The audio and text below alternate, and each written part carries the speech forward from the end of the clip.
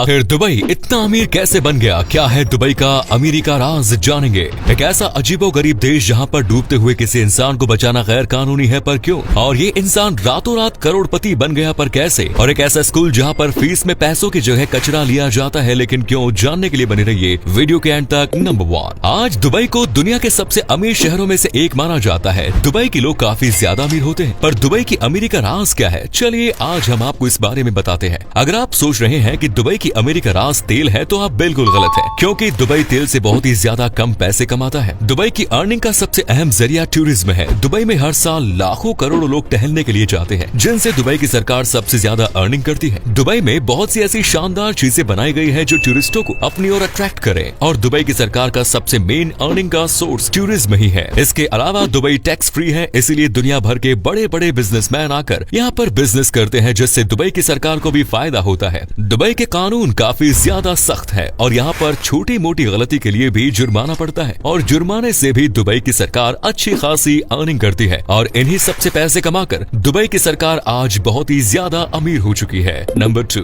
दोस्तों, अगर कोई शख्स आपको डूबता हुआ दिखाई दे तो जाहिर सी बात है आप उसे बचाने की कोशिश करेंगे। अगर आपको तैरना नहीं आता तो आप किसी दूसरे व्यक्ति की मदद से लेकर उसको बचाएंगे, लेकिन चाइना में ऐसा नहीं है, क्योंकि चाइना में किसी डूबते हुए शख्स को बचाना बैन है। दरअसल चाइना के लोगों का मानना है कि अगर कोई शख्स डूब रहा है तो उसको डूबने दो, क्योंकि उसके भाग्य में डूबना ही लिखा है, और चाइना के लोग भाग्य पर काफी ज्यादा विश्वास करते हैं। यही कारण है कि वो किसी डूबते हुए शख्स को नहीं बचाते। 2014 में एक लड़के ने इस नियम को तोड़ दिया, क्योंकि नदी में एक शख्स डूब रहा था, जिसको वहाँ पर खड़े बहुत सारे चाइनीज लोग देख रहे थे, लेकिन कोई चाइनीज उस शख्स को बचाने की कोशिश नहीं कर रहा था। तभी अचानक वहाँ पर एक लड़की आती है और उसको डूबने से बचा लेती है, जिससे चाइना के इस घटिया नियम की धज्जियां उड़ गई। नंबर 3, एक ऐसा स्कूल जहाँ पर आपसे फीस नहीं बल्कि खराब प्लास्टिक का कचरा लिया जाएगा, और इसके बदले आप वहाँ पर मुफ्त में पढ़ाई कर सकते हैं। जी हाँ, ये स्कूल असम के गुवाहाटी में मौजूद है, और इस स्कूल की स्थापना माजिन मुख्तार और उनकी पत्नी प्रतिमा शर्मा ने की है। यहाँ पर सभी बच्चे हर हफ्ते लगभग 25 प्लास्टिक की बेकार चीजें लाकर फीस के तौर पर जमा करते हैं, और इस स्कूल में लगभग 110 बच्चे पढ़ाई करते हैं, और यहाँ पर हर हफ्ते प्लास्टिक का कचरा देते हैं, जो उनका फीस के तौर पर जमा किया जाता है। अब आपके दिमाग में यह ख्याल तो जरूर आ रहा होगा कि जब इस स्कूल में फीस ली ही नहीं जाती तो इसका मैनेजमेंट कैसे चलता है? तो आपकी जानकारी के लिए बता दें कि इस स्कूल में आने वाले कचरे को रिसाइकल करके बेच दिया जाता है, और उससे जो पैसा मिलता है वो इस स्कूल की देखभाल में खर्च हो जाता है। नंबर 4, ये कहावत तो आपने सुनी होगी कि ऊपर वाला देता है तो छप्पर फाड़ के देता है। ठीक ऐसा ही हुआ था इंडोनेशिया के रहने वाले जोसुआ हुतागलंगू के साथ। ये ताबूत बनाने का काम करते थे। एक दिन ये अपने घर पर ताबूत बना रहे थे, लेकिन अचानक से इनके घर में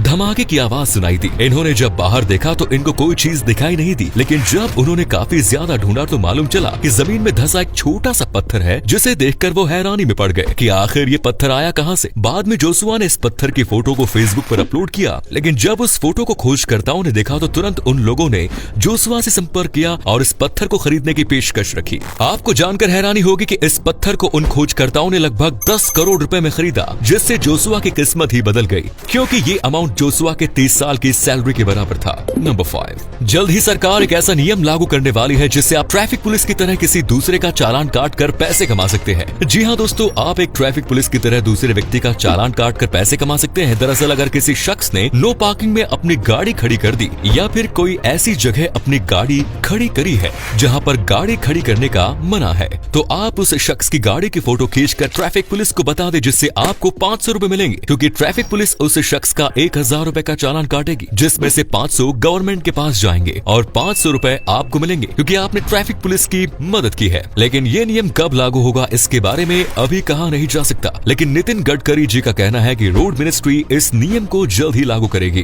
नंबर 6, हमारे भारत के महान क्रांतिकारियों में से एक चंद्रशेखर आजाद, जिन पर आज पूरा भारत गर्व करता है, जिन्हें जिंदा रहते अंग्रेजों ने हाथ तक नहीं लगाया। लेकिन क्या आपको मालूम है कि भारत के महान क्रांतिकारी चंद्रशेखर आजाद ने अपनी कनपटी पर गोली क्यों मारी? दरअसल जब चंद्रशेखर आजाद अंग्रेजों से लड़ते रहे और लड़ते लड़ते जब 2-3 घंटे बीत गए, तो अचानक से चंद्रशेखर आजाद की गोलियां खत्म हो गई, और आजाद की गन में सिर्फ एक ही गोली बची थी। उस समय चंद्रशेखर आजाद ने सोचा कि मैं इन अंग्रेजों के हाथ से नहीं मरूंगा, और इसी बात को सोचते हुए चंद्रशेखर आजाद ने बची हुई एक गोली अपनी कनपटी पर दाग दी, जिससे उनकी मौत हो गई, क्योंकि जिंदा रहते आजाद को अंग्रेज पुलिस पकड़ने में असफल रही थी। और जब अंग्रेजों ने देखा कि आजाद ने अपनी गोली मार ली, तो वो आजाद के पास गए, लेकिन अंग्रेज आजाद के शरीर को हाथ लगाने से भी डर रहे थे, क्योंकि उनके मन में इतना डर आजाद ने भर दिया था कि वो आजाद बात के शरीर को छूने से भी कांप रहे थे। नंबर 7, हमारे भारत की इंडियन आर्मी अपने देश के लिए जान भी दे सकती है। ये बात आप लोग सुनते रहे होंगे, पर वो समय आने पर ये साबित भी कर देते हैं कि वो भारत के लिए कुछ भी कर सकते हैं।